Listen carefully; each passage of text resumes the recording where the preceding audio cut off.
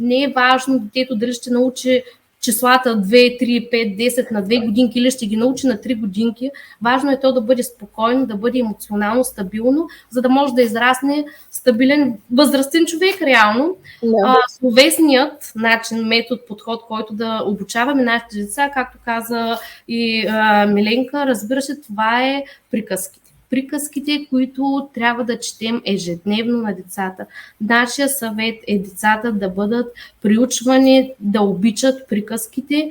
В началото повтаряме едни и същи приказки, те ги заучават наизуст. Впоследствие винаги могат да бъдат доразвити. Сега, примерно, червена шапица тръгнала по пътечката. Какво видяла? Я да разпитаме какви цветя има, но дърво с ябълки има ли? Какви са ябълките? Плод ли е? Зеленчук ли е?